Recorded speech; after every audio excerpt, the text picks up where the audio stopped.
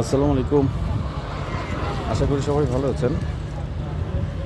তো আমি গতকালকেও বলেছিলাম যে সারা বাংলাদেশে আসলে নির্বাচনটাকে প্রশ্নবিদ্ধ করার জন্য বা বানচাল করার জন্য একটা চক্র খুব উঠে পড়ে লাগছে আর কি। এবং এটার প্রস্তুতি চলতেছে আরও বেশ অনেক দিন আগে থেকেই। আমরা যেটা দেখেছি যে সারা বাংলাদেশে বিভিন্ন জায়গাতে হচ্ছে অবৈধ অস্ত্র পাওয়া যাচ্ছে, বোম, ডেটোনেটর এগুলো পাওয়া যাচ্ছে। এগুলো মূলত সব কিছু মিলায়ে হচ্ছে নির্বাচনটাকে প্রশ্নবিদ্ধ করার একটা প্রস্তুতি। তো যাই হোক, অ্যাকচুয়ালি আসলে যারাই এই কাজটা করতেছে, পার্শ্ববর্তী দেশের ইন্ধনে হোক বা কোনো রাজনৈতিক দলের ইন্ধনে হোক, যাতেই যেভাবেই হোক, যারাই এটা করতেছে তাদেরকে মেনশন করে আমি একটু কথা বলতে চাচ্ছিলাম আর কি। তো যারা এটার সাথে জড়িত বা যারা এই কাজগুলো করতেছে তাদেরকে বলতে চাই যে গত বছরে 24-এ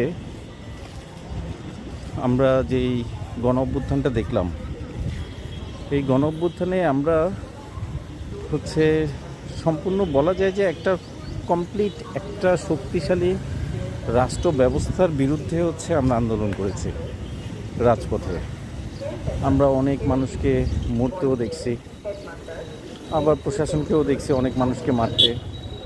তারপরে কিন্তু কেউ পিছনে ফিরে তাকায় নাই, সবাই সবার মতো করে হচ্ছে আগায় গেছে। আলটিমেটলি দিন শেষে এই সম্পূর্ণ সিস্টেমটা ভেঙে পড়তে বাধ্য হয়েছে কিন্তু। হ্যাঁ, তো এত বড় একটা ফ্যাসিস্টের সিস্টেম, সেই সিস্টেমটাকেই যেহেতু এই প্রজন্মের লোকজন ভেঙে দিছে, তো ভাইয়া তোমরা যারা এই কাজগুলো করতেছো না, তোমরা কোনো কচুটাও ছিঁড়তে পারবে না।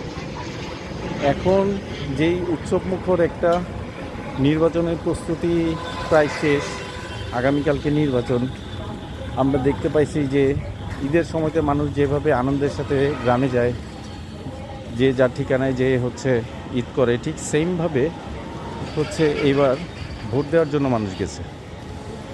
সারা বাংলাদেশ থেকে সবাই সবার জায়গা থেকে হচ্ছে এবার ভোট দেওয়ার প্রস্তুতিটা নিচ্ছে। তো এমন একটা অবস্থার মধ্যে তোমরা ভাইয়া যা করার প্ল্যান করতেছো, তো যদি ভালো থাকতে চাও তাহলে এগুলো সব বাদ দাও। আর তা নাইলে প্রশাসনের সাথে তাল মিলায়া জনগণও তোমাদেরকে একদম পুরো সাইজ করে দিবে, কিন্তু জয় বাংলা করে দিবে। তো এইসব বাদ দাও ভাই, বাদ দিয়া তোমরা হচ্ছে সবার সাথে একত্রিত হয়ে দেশটা যেন সুন্দর দিকে আগায়, ওইভাবে নির্বাচনের সিস্টেমটার সাথে, নির্বাচনের প্রস্তুতির সাথে